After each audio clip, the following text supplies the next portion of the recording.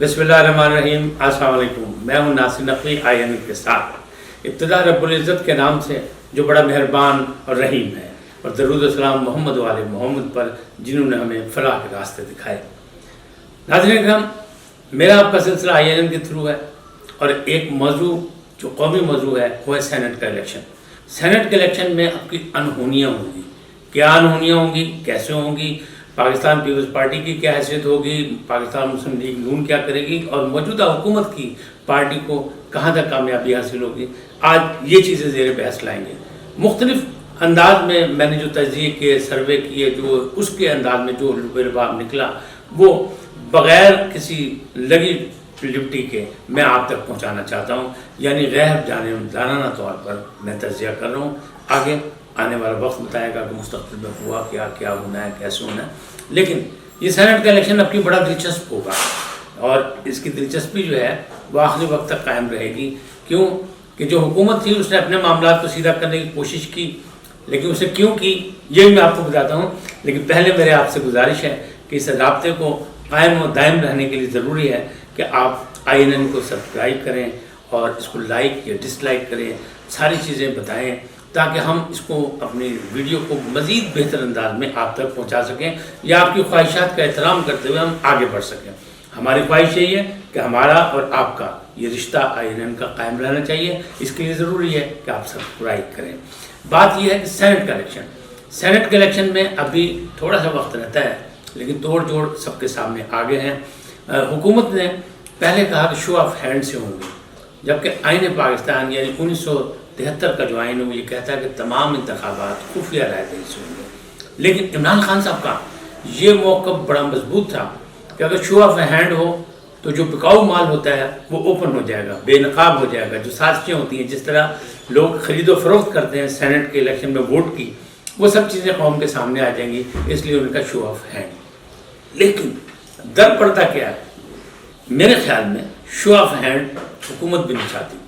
हुकूमत ने ये मसला खड़ा किया, पहले रायमा बनाने की कोशिश की, पाकिस्तान पीपल्स पार्टी, मुस्लिम लीग नून और अपोजिशन ने कहा था कि अगर आप ये करेंगे, आईनी तरमीम लाएंगे, हम आपका साथ देंगे। लेकिन उस वक्त PDM नहीं बना था, यानी मुत्तहिदा अपोजिशन का वजूद सामने नहीं आया था। अब जो तहरीक चल रही है उसमें इस्तीफ़े कहाँ गए, इस्तीफ़े भी गए और लॉन्ग मार्च की डेट भी अब आई है और ये कब आएगी कब नहीं होगी। अब इससे पहले ये भी लगता है कि अदम एतमाद की भी एक तहरीक सामने आ सकती है। लेकिन सेनेट के इलेक्शन में बरतरी किसकी होगी? आमतौर पे जो हुकूमत होती है उसकी बरतरी होती है, लेकिन इस हुकूमत की बरतरी इसलिए चांसेस कम हैं कि उतनी बरतरी नहीं, जितनी बरतरी जो है वो कौमी असम्बली में होनी चाहिए या सूबाई हुकूमत में होनी चाहिए, उतनी वोट इसको हासिल नहीं है। लेकिन उन्होंने अपनी प्लानिंग कर ली, अपनी मनसूबाबंदी कर ली है। इसी हुकूमत ने जब सादत संजरानी के ख़िलाफ़ अदम एतमाद की तहरीक आई तो उसको नाकाम कैसे किया? उसको नाकाम हुआ ना कि पहले जो लोग हाथ खड़े करके बता रहे थे कि हम इनके ख़िलाफ़ वोट देंगे और इनको हम नहीं रहने देंगे, उनकी तादाद ज़्यादा थी। लेकिन जब वोटिंग हुई तो तादाद उनकी कम हो गई और संजरानी साहब के ख़िलाफ़ तहरीक अदम एतमाद नाकाम हो गई। मुझे ऐसा लगता है ये जो शोशा छोड़ा गया, क्योंकि देखो हुकूमत ने 2-3 स्टेप लिए। पहला स्टेप ये लिया कि उन्होंने कहा कि हम पार्लियामेंट में ले आते हैं, पार्लियामेंट में आईनी तरमीम करते हैं, तरमीम के ज़रिए जो है हम शो ऑफ हैंड को कानूनी हैसियत दे देते हैं। लेकिन वहाँ जो हंगामा आराई हुई, जिस तरह अपोजिशन जमातों ने दंगा फसाद किया, वो सबके सामने है कि ईवान जो था कौमी असम्बली का वो वहाँ पे मछली मंडी बन गया, वहाँ उनको कामयाबी नहीं हुई। उसके बाद उन्होंने कहा हम अदालत से रब्ता करके वहाँ से हम ये ले आएंगे कि हम इजाज़तनामा के शो ऑफ हैंड ज़रूरी है कि जो बिकाऊ माल है उससे बचा जाए और कौम को एक साथ सीधे रास्ते पर लाया जाए। वहाँ से भी फौरी तौर पर उनको फैसला नहीं मिल सका। फिर तीसरी पोजीशन क्या थी? तीसरी पोजीशन थी कि अभी सुप्रीम कोर्ट से फैसला आया नहीं तो सदारती आर्डिनेंस जारी हो गया। सदारती आर्डिनेंस जो होता है वो या तो इमरजेंसी में होता है या ऐसी सूरत में होता है कि जब कौमी असम्बली का इजलास ना हो रहा तो उसके लिए ज़रूरत है कि सदारती आर्डिनेंस आए। लेकिन वो 3-4 महीने के उसका एक ख़ास वक्फा है, उसमें वो खुद ब खुद ख़त्म हो जाता है। अब सदारती आर्डिनेंस आ चुका है, अभी अदालत का फैसला आना है और जो मामलात हैं वो असम्बली में अप्रूव नहीं हो सके, यानी मंजूरी नहीं हो सकी तरमीम की, लिहाजा अब इनको एक नया रास्ता जो है वो अपनाना पड़ेगा। हालात बता रहे हैं कि जिस अंदाज में कामयाबी चाहिए सेनेट के इलेक्शन में, वो शायद हुकूमत को ना मिले, 19-20 का फ़र्क पड़ जाए। पाकिस्तान पीपल्स पार्टी अपनी जोड़ तोड़ कर रही है, पाकिस्तान मुस्लिम लीग और तमाम अपोजिशन जमातें जो आपस में नहीं समझौता कर रही है कि इलेक्शन लड़ना कैसे, मिल के इलेक्शन लड़ना है इन्होंने। तो ये हुकूमत को गिराने के लिए निकले थे, लेकिन फ़िलहाल ये अपने इज्जत बचाने के लिए आपस में मिल के गठजोड़ करके ये सेनेट के इलेक्शन में बरतरी चाहते हैं। अब देखना ये है कि क्या सेनेट के इलेक्शन की बारी आती भी है या अपोजिशन फिर से एक बार अदम एतमाद की तहरीक लाने की कोशिश करेगी, क्योंकि वो चाहते हैं कि हुकूमत किसी तरह भी चलती बने। हुकूमत 2.5 साल हो गए, इसने कुछ नहीं किया, महंगाई बेरोज़गारी का इल्ज़ाम है और इन पर इल्ज़ाम ये है कि इन्होंने अपने वादे पूरे नहीं किए, कौम परेशान है, लिहाजा इनको चलता किया जाए। लेकिन जमहूरियत में तो जब इंतखाब जीतता है कोई तो उसे 5 साल की मौका मिलता है, 5 साल उसे हुकूमत चलानी होती है, उसका इख्तियार 5 साल का होता है, आइन के तहत भी 5 साल है उसे। हम तो यही कहते हैं कि उसे चलना चाहिए और 5 साल उसे पूरे करने चाहिए। नाकाम रहती है तो अगले इलेक्शन में भी नाकाम हो जाएगी, कामयाब होगी तो अगले इलेक्शन में अपोजिशन को उसका मुकाबला करना पड़ेगा। लेकिन ये सूरत हाल ऐसे नहीं है। इस वक्त जो सूरत हाल है उसमें ऐसा लग रहा है कि पंजाब में PTI जीत जाएगी और वहाँ मौका दिया गया परवेज़ इलाही साहब को। परवेज़ इलाही साहब सारी ये सेनेट के इलेक्शन को देख रहे हैं। हालांकि यहाँ के गवर्नर मोहम्मद सरवर साहब जो थे, उन्होंने जब सेनेट का इलेक्शन लड़ा था तो उन्होंने अपनी पार्टी से ज़्यादा वोट लिए थे, लेकिन उनको यहाँ पे पसपूछ डाल दिया गया और वो अब गैर मुल्की दौरों में मसरूफ़ है। परवेज़ इलाही साहब ये सेनेट का इलेक्शन देख रहे हैं और उन्होंने कामिल अली आगा के लिए सीट पक्की कर ली, जबकि उनके पास गिनती की सीटें हैं, लेकिन वो लगता है ऐसा है कि पंजाब से कामिल अली आगा सबसे ज़्यादा वोट लेंगे। इसी तरह आगे अगर आप देखें तो खैबर पख्तूनख्वा में कोशिश ये हो रही है कि आज़ाद सेनेटर जीते। अब वहाँ क्या होगा ये भी वक्त बताएगा, लेकिन कोशिश ये है कि आज़ाद जीते।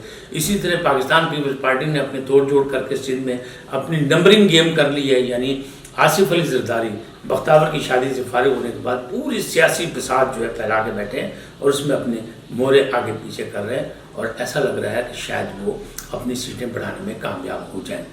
पंजाब में PTI को मिलेंगी सीटें, सिंध में पाकिस्तान पीपल्स पार्टी के पास होंगी, KPK में आज़ाद होंगे, बलूचिस्तान में मिक्स होगा आज़ाद और दूसरी पार्टियों के, लेकिन अपोजिशन उसमें शामिल होगी, मिल के वहाँ इलेक्शन लड़ेंगे, यहाँ भी मिल के लड़ेंगे।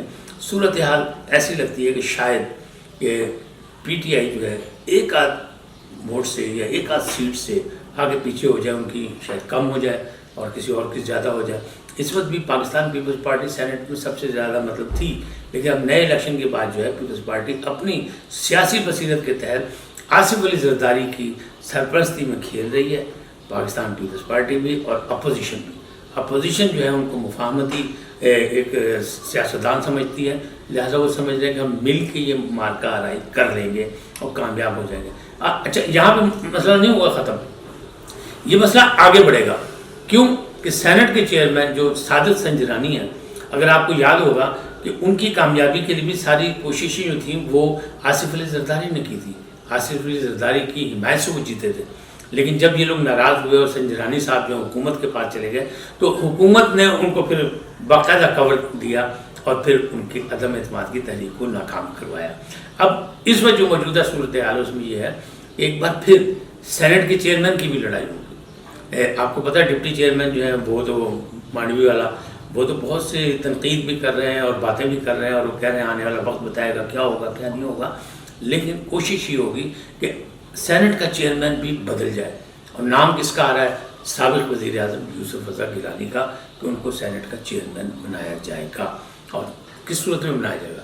वो उसी सूरत में बन सकता है जब इत्तेहादियों के पास सीटें होंगी, जब पाकिस्तान पीपल्स पार्टी के पास सीटें होंगी, जब नून लीग उनका साथ देगी, क्योंकि नून लीग तो वहाँ सेंटर में तो नहीं, लेकिन पंजाब में उसके चांसेस कुछ हो सकते हैं अगर कभी कोई मामला जो है थोड़े से 19-20 हुए तो।